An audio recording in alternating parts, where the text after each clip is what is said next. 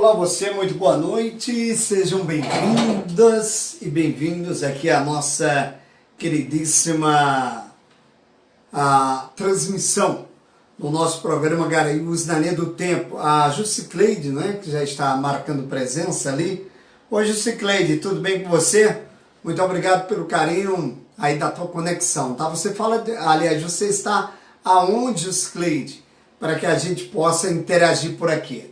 Estarei aqui com o programa Garanhuns na linha do tempo, falando em nome exatamente do Café Ouro Verde, dos produtos de milho Gosto Mil.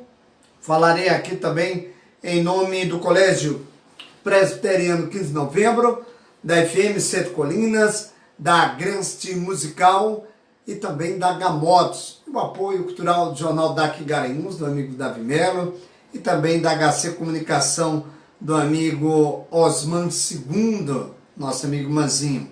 Então, muito obrigado pelo carinho da sua presença aqui com a gente hoje.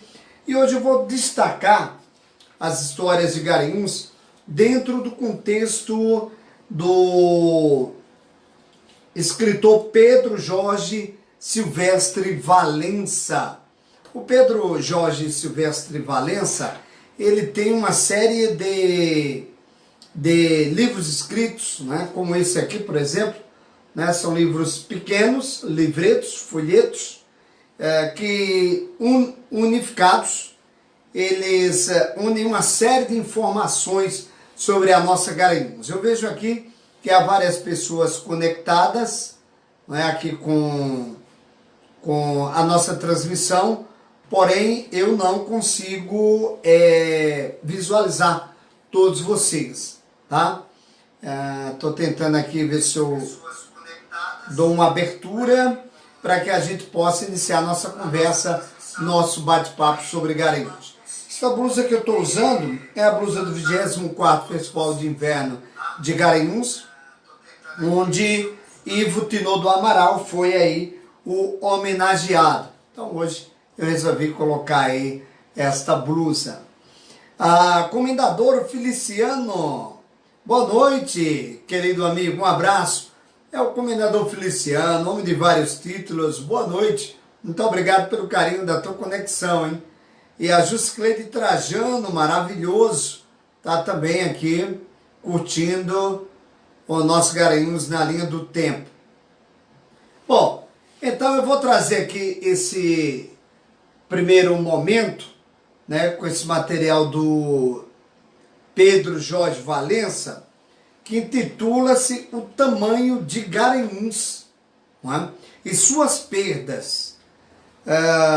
Trabalho do economista e produtor de leite, o Pedro Jorge Silvestre Valença. Imagens de capa do Palácio do Bispo. O Palácio do Bispo, deixa eu ver aqui, Palácio do Bispo. Bom, esse Palácio do Bispo que está aqui, eu vou mostrar melhor aqui para vocês. Essa fotografia que o Pedro Jorge Valença traz não é a Casa do Bispo que conhecemos hoje. É esse palácio, não existe mais, é onde estava o mosteiro, é onde está hoje o mosteiro de São Bento, tá? Então vou aproximar um pouquinho mais, ó. Esse era o Palácio do Bispo de Garanhuns, Dom João Tavares de Moura. Ele não existe mais, porque hoje é o mosteiro de São Bento, tá certo? Então hoje é o mosteiro de São Bento. Então era um palácio realmente muito bonito. Falando sobre o tamanho de Garanhuns, o Pedro Jorge disse o seguinte, que Garanhuns foi habitada no século XVI, quando os criadores de gado, fugindo dos confiscos praticados pelos invasores holandeses, subiram pelos rios e se instalaram nos vales do Agreste, onde encontraram a Baquiana Plataginis Hilich, que é a milha, que é uma rama arbustiva excelente comida para o gado. No século XVII, a fazenda Garcia, medindo milhares de quilômetros quadrados e centralizada no território da capitania do Ararobanas, Sesmaria dos Aranhas, dos Burgos, dos Vieira, no caso dos Vieira de Melo, e também do Mocotó. No ano de 1756, com a autonomia das áreas, onde hoje ficam os municípios de Tacaratu, preste atenção, hein? Tacaratu, Inajá, Sertânia, Pedra, no caso Pedra, Buíque, Alagoinha, Arco Verde, Pesqueira, Cearó e parte de Custódia e de Petrolândia, essa região de Garanhuns ficou com 13 mil quilômetros quadrados. Isso mesmo, Garanhuns já chegou a 13 mil quilômetros quadrados, em se tratando do período da fazenda Garcia, de onde vem originar a Garanhuns. Isso no século XVIII, né, em 1756. Já no século XIX, em 10 de março de 1811, Garanhuns passou a categoria de vila e teve a volta dos territórios que já tinha perdido, voltaram para Garanhuns. Buíque, Pedra, Sertânia, Inajá e parte de Custódia, ficando Garanhuns com um território de 20 mil quilômetros. Vocês já imaginaram o que é 20 mil quilômetros? Essa era a área do território de Garanhuns. Hoje nós estamos, se eu não me engano, a 442 quilômetros quadrados, se eu não me engano. Bom, em 1º de abril, né, do século XIX, lá em 1839, ocorreu o primeiro desmembramento, perdendo Garanhuns, as áreas onde hoje ficam os municípios de Altinho, de Panelas, Lagos dos Gatos, Maraial, Cupira, Agrestina, São Caetano, São Joaquim do Monte e Catende. Curioso registro é a perda de uma parte de Caruaru. É isso que você está ouvindo. Garanhuns já teve parte de Caruaru para si. Né? Olha quem chega por aqui, praticamente mato-grossense, né? Mas é garanhuense e mato-grossense, a Rebeca Miquiles. Boa noite, meu caro amigo. Boa noite, Rebeca. Esses dias eu vi o teu pai, o Fonseca, continua taxista, não sei se era família, eu acho que ele estava com passageiros aqui na frente de Ferreira Costa. Um abraço para você, poetisa. Bom, outro território perdido aqui por Garanhuns foi o do município de São João, em 25 de novembro de 1958. Em 1º de janeiro de 1959, é a vez de se perder o distrito de Brejão, finalizando em 1º de janeiro de 1964, desmembrado os distritos de Paranatama e também de Caetés. Com esse desmembramento, ficamos com um pouco mais de 900 quilômetros quadrados. Gostoso é que fiquem sabendo que Caruaru já pertenceu a Garanhuns. Eu vou aproximar aqui uma foto para vocês, uma foto antiga, no centro aqui de Garanhuns. Esse primeiro prédio que vocês vão ver ainda existe, tá? A fachada permanece a mesma. O segundo prédio não existe, que é este aqui, ó. Esse aqui. Se eu não me engano, aí era a livraria escolar. Hoje existem várias lojas. Esse prédio da esquina com a rua Dom José, tá? Esse prédio da esquina com a rua Dom José, tá bom? E esse segundo prédio que tem essa cúpula em cima, infelizmente, não existe mais, tá certo? E eu tenho uma outra foto que eu vou mostrar a vocês. Nossa Senhora da Conceição, a feira de Caruaru, que é onde era Garanhuns, onde já foi Garanhuns. Essa é a igreja muito conhecida de Nossa Senhora da Conceição, lá em Caruaru, onde acontecia também uma grande feira. Hoje é o grande centro de Caruaru, mas tudo isso foi Garanhuns, tá certo? Então, por mais espanto que se tenha, mas Garanhuns já teve para si uma parte do município de Caruaru. Não é à toa que nós já pertencemos à comarca de Brejo da Madre de Deus. Olha o tamanho de Garanhuns e suas perdas. Esse trabalho é do Pedro Jorge Silvestre Valença, tá? Que trabalhou muito tempo na assessoria de planejamento da SEASA, aqui em Pernambuco, Fazenda Santo Isidoro, Matias em Jucati, Fazenda Alto da Lavra, Furnas, Vila de São Pedro, Garanhuns, e também residindo na rua Santo Elias, 542 a 503 no Espinheiro, em Recife. Então, nosso abraço ao Pedro Jorge Valença, é o meu destaque hoje do Garanhuns na linha do tempo.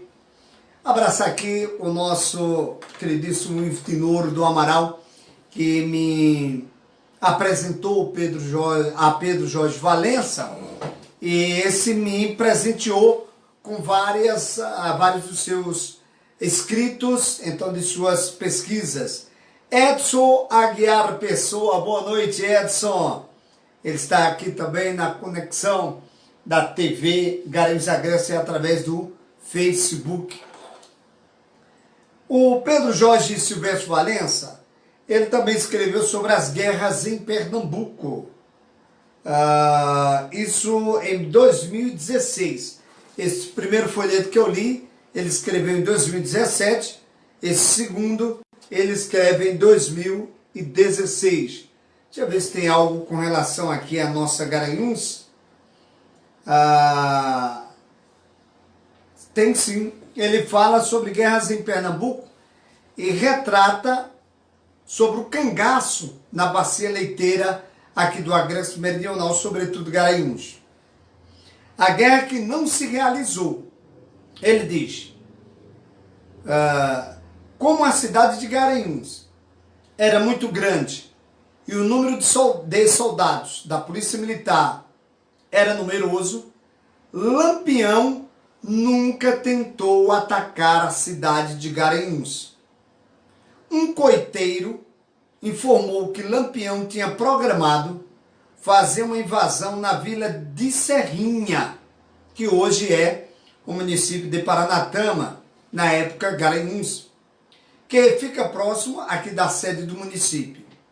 A população da vila de Serrinha se preparou para receber o bando de cangaceiros, concentrando os moradores dos sítios na vila, convocou os moradores dos sítios para a vila, aumentaram o estoque de munição e programaram para alguns atiradores ficarem no telhado das casas da rua principal e ficaram aguardando para repelir a invasão. Lampião foi avisado e, sabendo que não teria sucesso, desistiu do ataque. Até hoje, Paranatama é famosa por possuir a população valente e disposta às lutas. Olha, eu vou dar uma engrossada aqui nesse caso contado pelo Pedro Jorge Valença, mas antes eu quero abraçar meu amigo Ozzy dos Palmares, que está dando seu boa noite, um abraço também fraterno, Ozzy dos Palmares, que é aqui de Palmares, grande musicista, não é? De uma vocalidade impecável, pouco existente no Brasil, e ele vocaliza, né, divinamente, como bem toca o violão e canta. Então, nosso abraço ao Ozzy dos Palmares, está lá em Sampa, lá em São Paulo. Bom, engrossando esse caldo sobre o cangaço aqui em Garanhuns, que houve aqui um introdutório por parte do Pedro Jorge Valença. Lampião, que era estrategista, ele mandava primeiro um bando, não é? Fazer um reconhecimento, e depois, se fosse necessário, ele viria, não é? Para o local tomado de assalto. No caso de Paranatama, possivelmente ele deve ter só mandado o bando. O interessante dessa investida de Lampião, muito bem escrito aí pelo Júnior Almeida, que escreve sobre o cangaço, escrito também pelo Antônio Vilela, que tem vários livros sobre o cangaço, que é aqui de Garanhuns. O Júnior Almeida, se eu não me engano, é de Capoeiras, não sei ao certo. O Paulinho Paiacan, que é um entusiasta da história do cangaço em Paranatama, onde lá existe a pedra do navio. Esse bando que tomou Paranatama de assalto, esse bando, e nesse bando estava Maria Bonita, a esposa de Lampião. Então veja a importância desse ato. Maria Bonita chegou com o seu cachorro e o bando de cangaceiros a Paranatama. Foram recebidos a bala, né? Foram escorraçados em Paranatama, não resistiram àquela população, àquele tiroteio, e na fuga mataram o cachorro de Maria Bonita, né? E ainda chegaram, se eu não me engano, não sei se ainda chegaram a balear o Maria Bonita ou não me lembro. Então foi algo muito desmoralizante para Lampião. Deixa eu abrir um adendo aqui. Quem que está ouvindo? Estou ouvindo aqui a saga de Lampião. Muito bom saber as histórias. Quem é? É Ozi dos Palmares. E isso foi aqui em Garanhuns, viu, Ozi? Foi aqui em Garanhuns, na cidade vizinha. Na época era Garanhuns, era Serrinha que se chamava. Hoje é Paranatama. Então Lampião, aliás, esse bando de Lampião com Maria Bonita foi botado para correr a bala e matar o cachorro de Maria Bonita. Quando o Lampião saiu dessa história, imaginem vocês, tamanho ira ficou no Lampião, no Virgulino. Virgulino então traçou um plano para acabar, né, desmoronar, né, aquela região de Serrinha, que hoje é Paranatama. Então o Lampião fez todo o planejamento, se preparou, obviamente viria aqui para Garanhuns com um bando muito maior, muito mais bem armado para Garanhuns, pela humilhação de ter a sua esposa sido colocada a correr a bala, ter encontrado tamanha resistência, sem policiamento, hein? Mas por moradores. E olha que o Lampião era implacável nessa situação. Porém, uma pessoa muito influente daquela região de Paranatama, depois eu vou colher esse trecho, onde quer que ele esteja, uma pessoa influente e muito conhecida de Lampião, um grande coronel, eu não sei quem era, não me lembro, conversou com o Lampião, conversou com o bando, negociou com eles e conseguiu fazer Lampião tirar da sua mente a investida à Serrinha em Paranatama. Obviamente que com a munição que foi utilizada, já não era a mesma munição em Paranatama.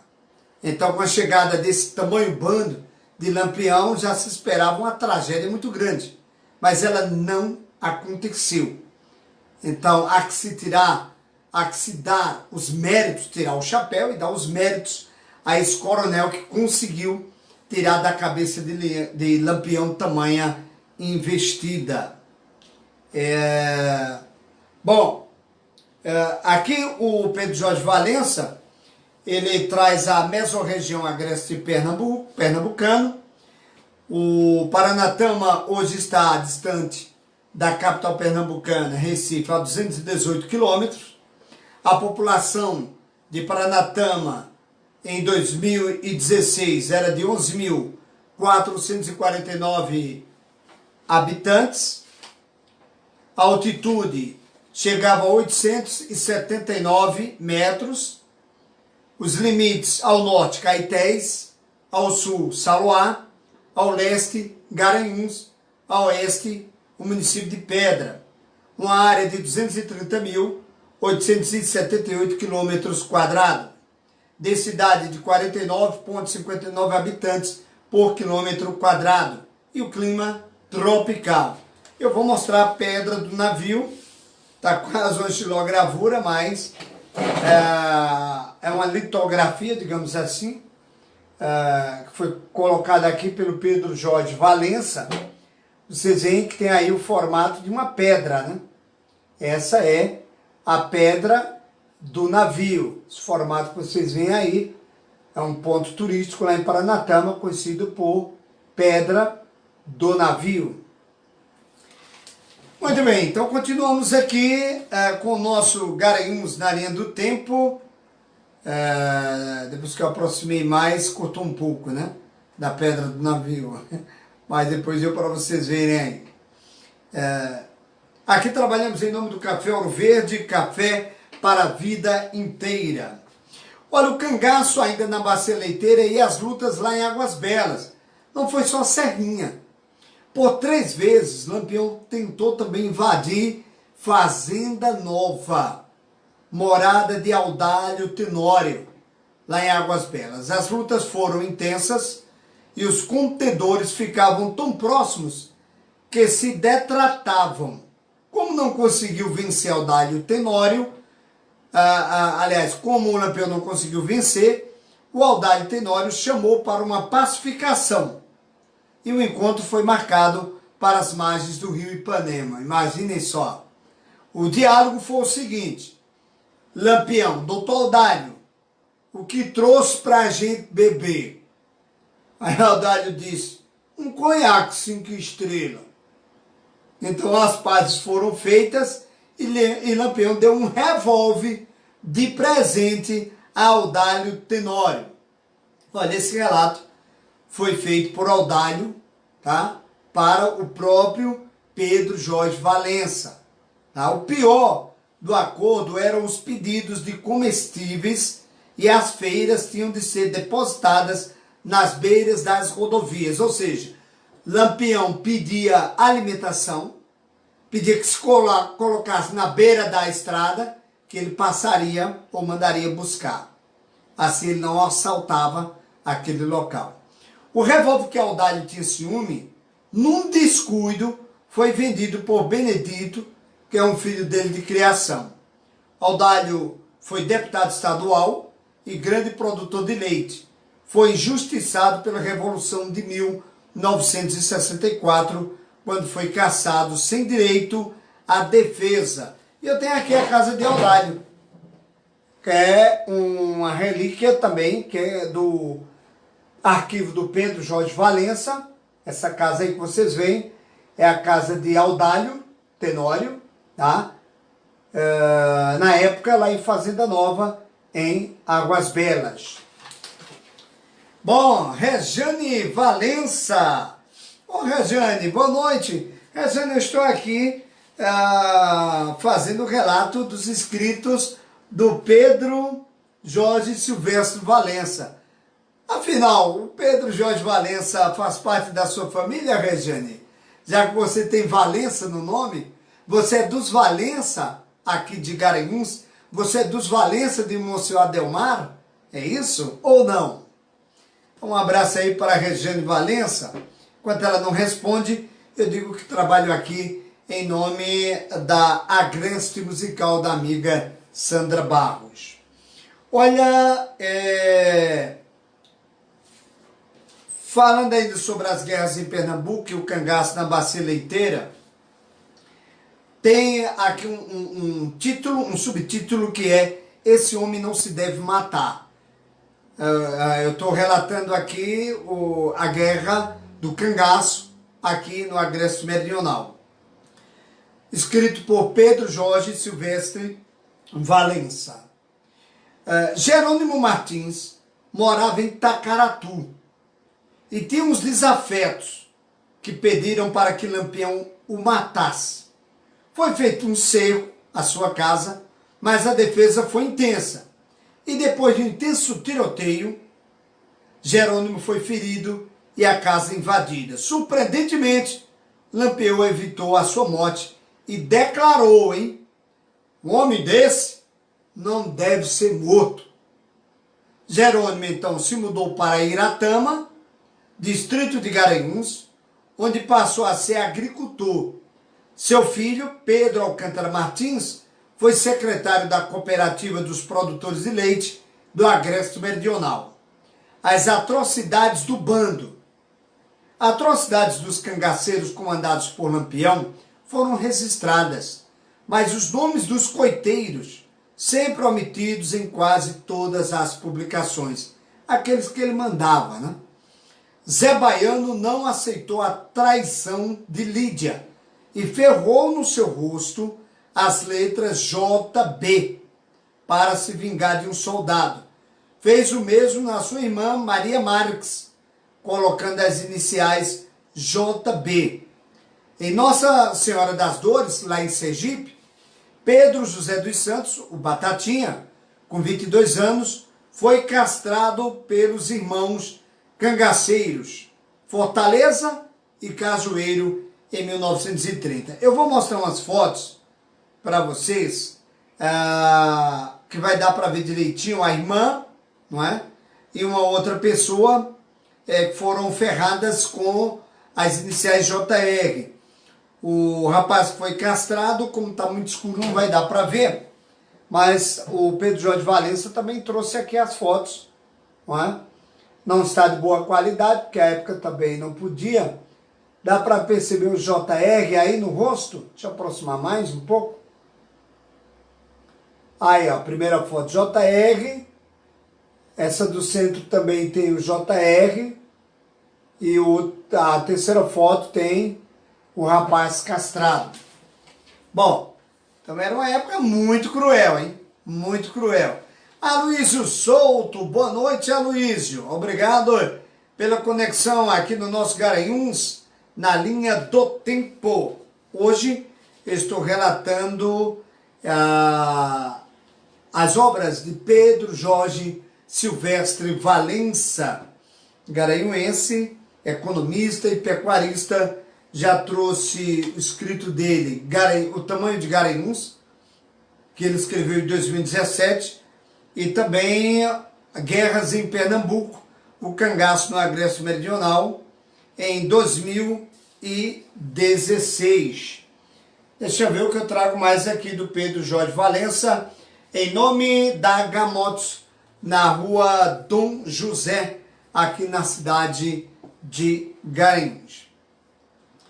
Bom, Garanhuns Antiga, Catedral de Santo Antônio, trabalho de Pedro Jorge Silvestre Valença, economista e produtor. Isso ele também traz de 2000, escreveu em 2017. Garanhuns Antiga, ele retrata o seguinte: a vila de Garanhuns, senhor presidente, é uma das mais notáveis e antigas desta província. É uma parte da Europa tirada do Velho Mundo e colocada aqui em Pernambuco.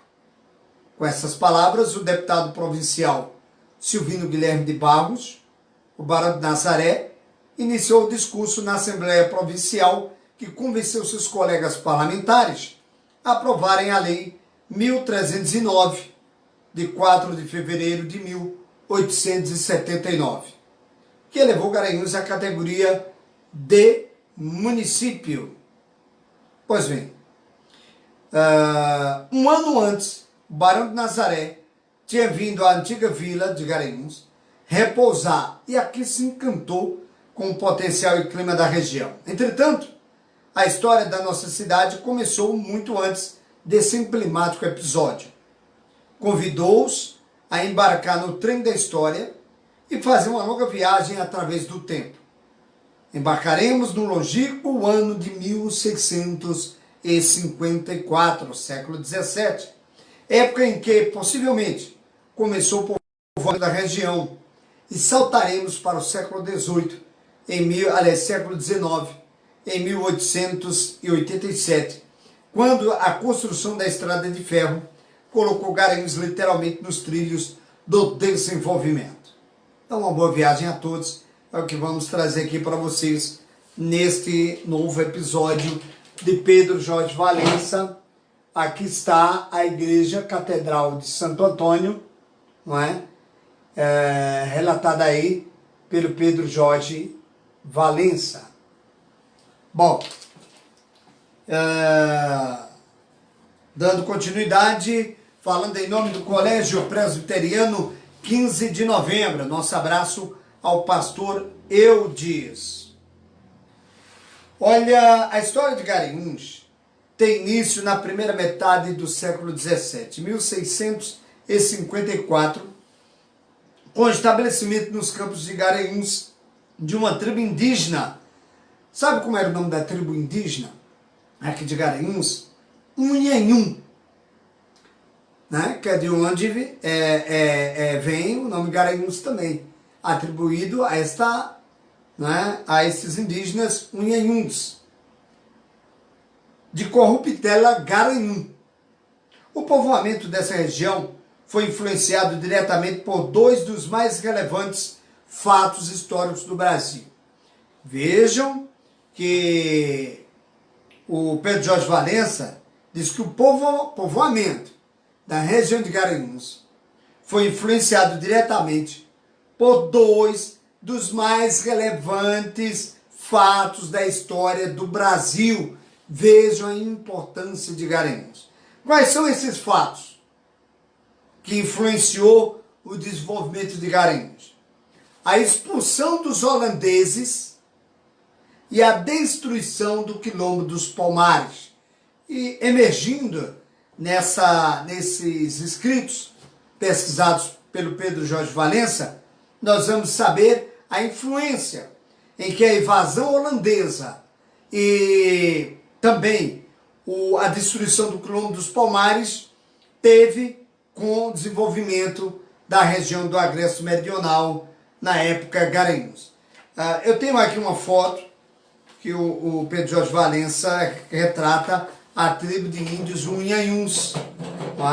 Essa foto que ele traz aqui para relatar a tribo Unhanhum de Corruptela Garanhum, que era a tribo indígena aqui do município de Garanhuns, tá certo?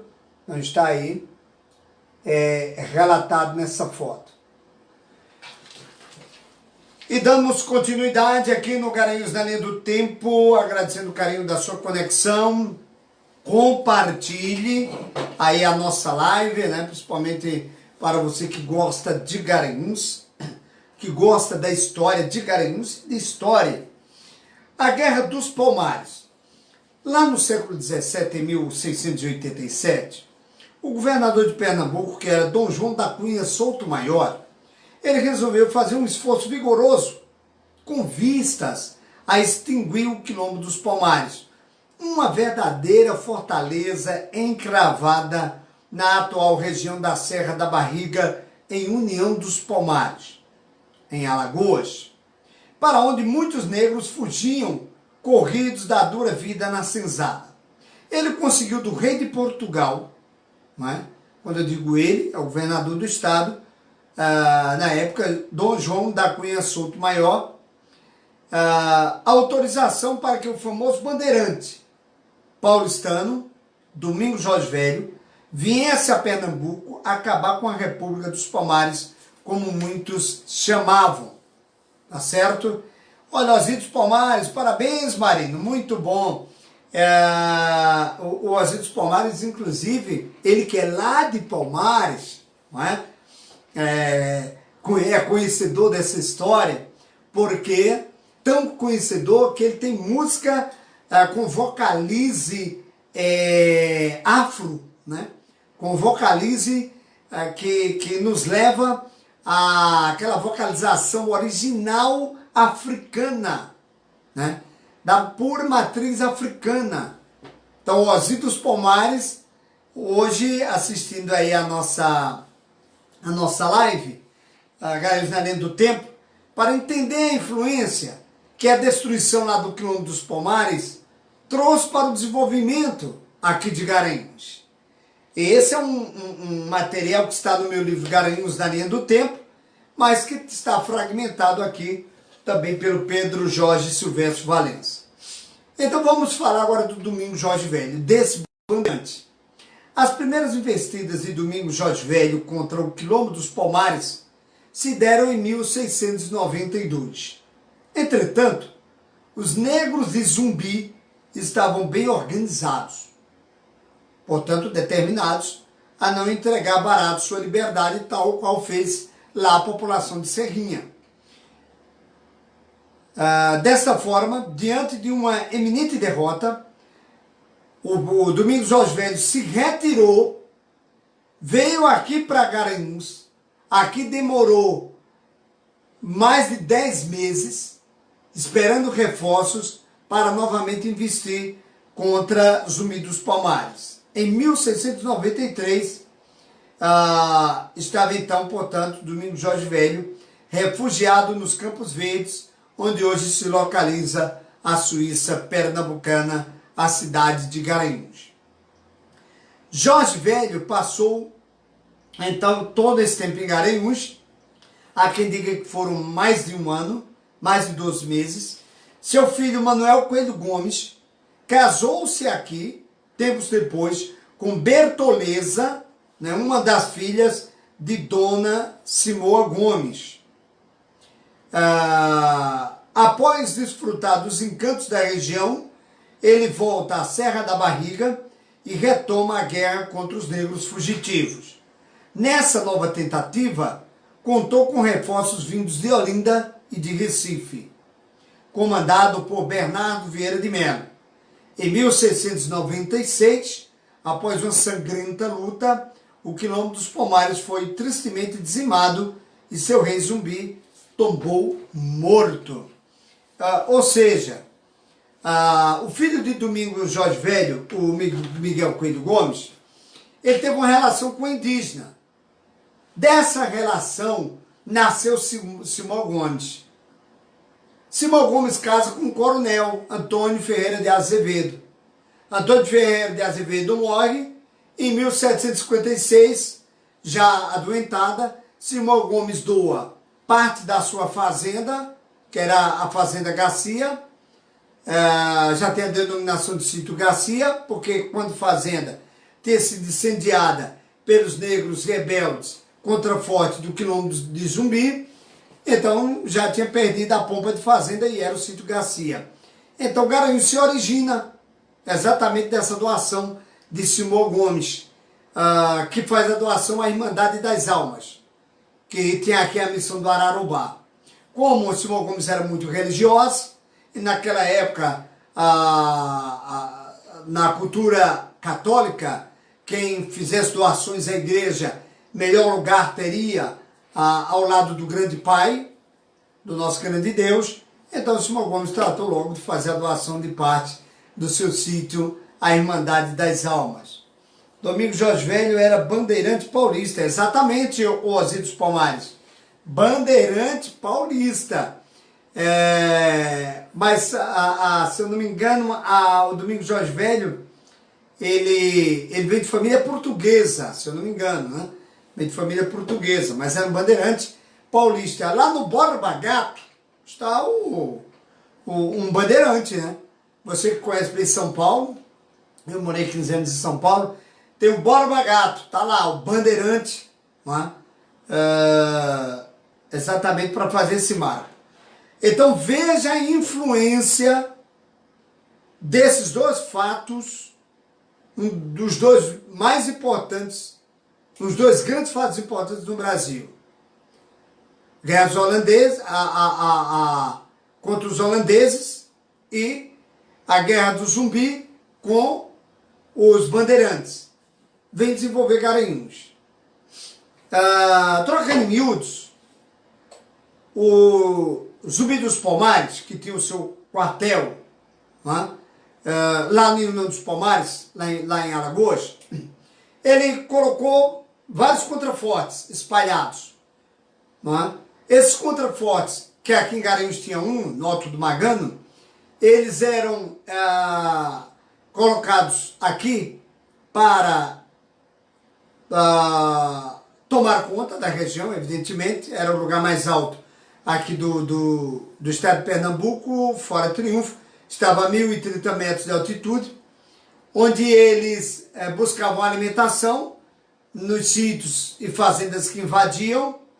Algumas vezes sequestravam mulheres brancas, né, para procriarem, enfim, e era muito importante para o zumbi. E com essas investidas nesses sítios e nessas fazendas, foi pedido lá a Recife, lá ao governador da província na época, que mandassem para aqui também os bandeirantes, porque os negros estavam acabando com os sítios, com as fazendas. Enfim, e com a vinda de Domingos Jorge Velho, que chegou aqui em Garanhuns, demorou aqui em Garanhuns, nós tivemos uma influência muito grande holandesa. Né? Também, aliás, para não misturar, me perdoe. Nós temos hoje um sítio chamado Sítio Paulista, que é atribuído aonde ficou acampado Domingos Jorge Velho. Sítio Paulista, tá? Esse é um fato, tá bom? Então, deixa eu ver se ele traz alguma coisa dos holandeses, para eu relatar para vocês, para dar continuidade. Deixa eu ver aqui, estamos aqui trabalhando em nome da FM Sete Colinas, nosso abraço a Ivo Tino do Amaral, dentro do nosso Garanhuns da Linha do Tempo e da nossa TV garanhusagreste.com.br. Hoje ao vivo aqui pelo nosso Facebook, TV Garanhuns Agreste, tá certo? Compartilhem, comentem, interajam comigo. Olha, com a sua destruição do Quilombo do Zumbi, muitos negros, fugindo do massacre, organizaram um quilombo aqui em Garanhuns com a denominação de Quilombo do Magano, que posteriormente foi erradicado por Domingos Jorge Velho. Em suma, as expedições organizadas para combater os negros de Palmares, apesar de ser uma página triste de nossa história, contribuíram decisivamente para o descobrimento e povoamento da região que hoje está a cidade das Flores. Índia originária dos Palmares. 4 anos depois da queda do Quilombo dos Palmares, já por volta de 1700, o governo da capitania instalou nos campos dos Garanhuns um distrito judiciário, sob a forma de julgado, com a denominação de capitania de Ararobá, e uma freguesia de nome Santo Antônio do Ararobá. Foi um dos primeiros nomes de Garanhuns, Santo Antônio do Ararobá. A primitiva Garanhuns era uma área imensa, com 30 mil quilômetros quadrados. São Caetano, um território que hoje englobaria os municípios de Arco Verde, Pedra, Buíque, Águas Belas, Canhotinho, Brejão, Angelim, Correntes, Quipapá, Pesqueira, São Caetano, Custódia, Sanharó, parte de Caruaru, entre outros. Em 1762, com a formação da Vila de Simbres, povoado de Pesqueira, Santo Antônio do Ararobá perdeu provisoriamente a condição de sede da capitania, recuperando o posto. Quando a sede retornou para Garanhuns, esta passou a se chamar Julgado de Garanhuns e depois Santo Antônio de Garanhuns. Então está aí o relato de Pedro Jorge Valença acerca dessa história antiga de Garanhuns. O Ozzy dos Palmares, que é originário dos Palmares, cantor, compositor, musicista, ele disse que Domingos Jorge Velho era bandeirante paulista, exatamente. Um grande bandeirante e desbravador, né? O Domingos Jorge Velho, com sua tropa, praticamente dizimou, né, raças inteiras indígenas, né? Todos os índios que eles iam encontrando ali, beirando o Rio São Francisco, eram dizimados pelas tropas de Domingos Jorge Velho. Ele e outros bandeirantes famosos por essas investidas, como também a destruir o quilômetro dos Palmares. E aqui eu quero dizer que trabalho também aqui em nome da Gamotos, na rua Dom José. Olha, entre 1700 e 1750 foram fundadas várias fazendas e sítios na capitania do Araruba. Nessa época, a futura Garanhuns tinha cerca de apenas 20 casas. Olha só, hein? 1750. Garanhuns tinha apenas 20 casas, mas um território imenso. Suas autoridades eram um capitão-mor, um juiz, um tabelião e um vigário de vara.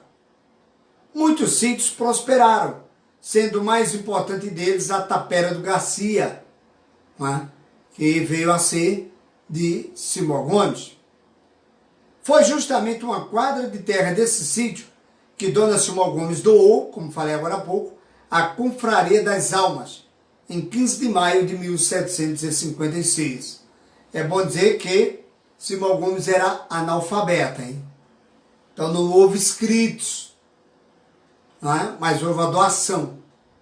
Um fato curioso é que Simão Gomes não sabia ler nem escrever, terminei dando spoiler, né? Isso em nada desmerece a importância dessa grande brasileira para a história de Garanhuns. Em carta régia, datada de 10 de março de 1811, Santo Antônio de Garanhuns é elevado à categoria de vila. Entretanto, seu crescimento continuava lento. Em 1855, contava com 156 casas.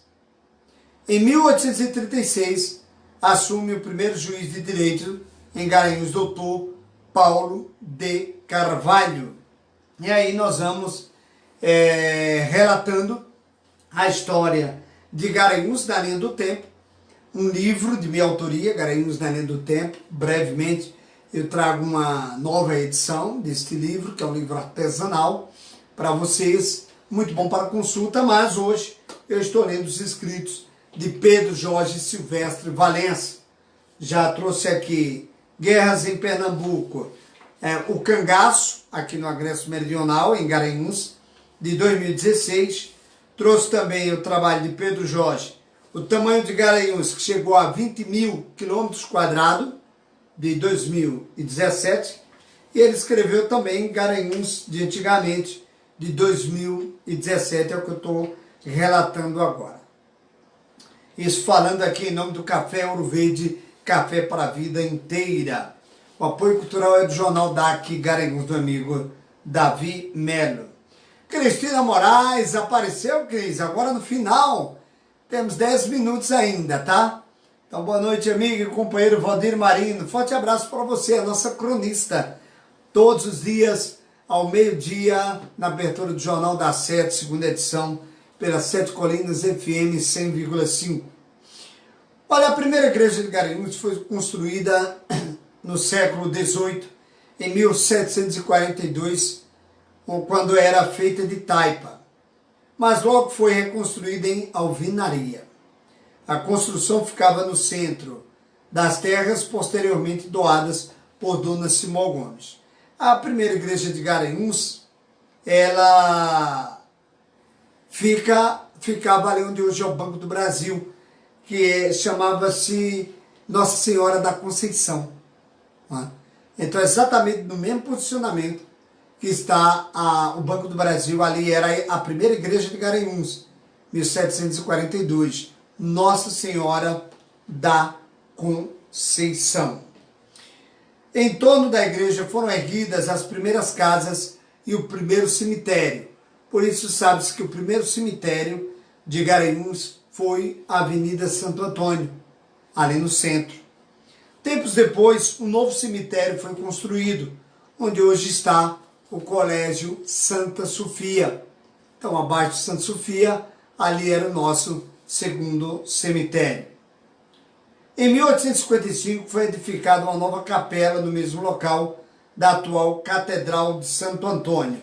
Então nós tínhamos a igreja Nossa Senhora da Conceição, onde é o Banco do Brasil, e depois tivemos a igreja de Santo Antônio. E ficamos com duas igrejas, Nossa Senhora da Conceição, e onde hoje é a catedral, era uma capela de Santo Antônio. Depois foi demolida a igreja Nossa Senhora da Conceição. Esses tijolos foram aproveitados para os muros de outro cemitério de Garanhuns, tá certo? Olha, a Cristina Moraes disse que não estava conseguindo entrar antes aqui na nossa live, sem problema nenhum. Muito obrigado pelo carinho da sua conexão. Fique à vontade, temos ainda aí 10 minutos. E compartilhe, que é muito importante. Bom, relatando aqui os escritos de Pedro Jorge Silvestre Valença, eu vou dar continuidade aqui dizendo que a construção do prolongamento da ferrovia de Recife também marcou o início das atividades da estação ferroviária de Garanhuns. O volume de terras removido foi um dos maiores já visto no Império. No Império, tá? Nós vivíamos aí o Brasil Império. Veja quão Garanhuns é antiga. Tá? Então, apesar de termos aí 200 e poucos anos a partir de vila, ou 100 e poucos anos na categoria de cidade, mas Garanhuns é muito mais antiga que isso. Não é? Com 160 anos, nós já tínhamos movimentação aqui em Garanhuns. O trecho ficou pronto em 1887, falo da Via Férrea. A primeira viagem de trem aconteceu em 28 de setembro do mesmo ano. O trem partiu de Palmares às 6 horas, isso pela manhã. Trouxe autoridades da província e chegou a Garanhuns às 11h30, com grande festa, sendo recebido com efusivos fogos e banda de música. A construção da estrada colocou Garanhuns definitivamente nos trilhos do desenvolvimento. Muitas pessoas vinham desfrutar do clima e das águas com as quais a natureza dotou a região. Com o trem, podia ser feita em apenas 6 horas a viagem. Foi uma verdadeira revolução. Vejam que se demorava 10 horas para chegar a Recife, de transporte coletivo, no caso de ônibus, ou de carro. A arte também veio nos trilhos da nova estrada, como circos musicais, e artistas desembarcavam periodicamente em Garanhuns para entreter a população. Olha que legal, né? Que interessante. Garanhuns veio, teve circos que veio de trem. O circo vinha completamente do trem. As construções urbanas também foram se modernizando. A primeira construção moderna foi o Palácio do Bispo Dom João Tavares de Moura, que é exatamente onde hoje está o Mosteiro de São Bento. Tá? Bom, continuamos por aqui, chegando no final do nosso Garanhuns Além do Tempo. Ainda temos aqui 7 minutos. A Cristina Moraes está dizendo que o avô dela fez parte da história do trem de Garanhuns. Que legal, como é o nome do seu avô, Cristina? Fez parte dessa história? A internet começa a falhar um pouco agora, né? Antes que caia a nossa ligação, eu não vi aqui ainda o relato do amigo Pedro Jorge Valença falando sobre os holandeses, já que foi o segundo fato relevante no Brasil que ajudou a desenvolver Garanhuns. É que quando os holandeses começaram a invadir Pernambuco, muitas famílias ricas saíram de Olinda, Recife, e vieram morar em fazendas e sítios aqui na região de Garanhuns. E isso fez com que Garanhuns desse um boom aí na sua população. Tá? Então, esse é o fato relevante. E os holandeses também estiveram aqui, acamparam no Arraial, o nome Arraial é atribuído ao acampamento de holandeses. Não é à toa que hoje nós temos uma comunidade, uma paróquia que é redentorista. O redentorista que é holandês, onde o bispo que rege a paróquia, que é a paróquia do Arraial, do bairro de Heliópolis, é o bispo Dom Afonso. Dom Afonso é um bispo holandês. E está lá, veio da Holanda, a estátua de Dom Afonso, e hoje continua lá na igreja Nossa Senhora do Perpétuo Socorro, o nosso queridíssimo Cuscuz. Raimundo de Moraes é o avô de Cristina Moraes, né? Então, Raimundo de Moraes. Muito bem, então um abraço, não é, para toda a família Moraes, um imortal da Academia de Letras de Garanhuns, é verdade, e da Câmara de Vereadores, né? Câmara de Vereadores, Raimundo de Moraes. Bom, chegando aqui no finalzinho da estrada, da estação ferroviária, da entrada da estação ferroviária, a agricultura também foi impulsionada pela facilidade de escoamento nos vagões. É impossível prever o que teria acontecido com o futuro econômico e urbano de Garanhuns sem a estrada de ferro. Mas imaginemos um trem e uma mula disputando uma corrida até Recife. Em 1887, a cidade desceu do lombo da mula e pegou carona na locomotiva do desenvolvimento. O ramal férreo foi desativado em 6/11 de 1971. Muito bem, portanto, está aí o trabalho do Pedro Jorge Valença, escrito em 2017. Olha, Cristina Moraes, muito obrigado pelo carinho da tua presença hoje aqui comigo. Muito obrigado, Cris. Ele fez um discurso efusivo em cima de um caixote de madeira quando o trem foi desativado. Raimundo de Moraes, hein? Fez esse discurso, é verdade, isso em 1967. Além da Cristina Moraes, passou por aqui, o Ositos Palmares, interagiu bem com a gente. Também conosco, deixa eu ver aqui, Deus, o Aloysio Souto, a Rejane Valença, o Lucivaldo. Ô, Lucivaldo, eu não vi você, me perdoe. Boa noite, estou assistindo aqui em Capoeiras. O Lucivaldo lá em Capoeiras está sempre sintonizado com a gente. Obrigado, viu, Lucivaldo? Edson Aguiar Pessoa, Rebeca Miquiles, o Comendador Feliciano, Jusicleide Trajano, todos interagiram aqui conosco. Muito obrigado pelo carinho, pela presença. No próximo sábado teremos aí, portanto, mais uma edição do Garanhuns na linha do tempo. Forte abraço e até lá. Muito obrigado.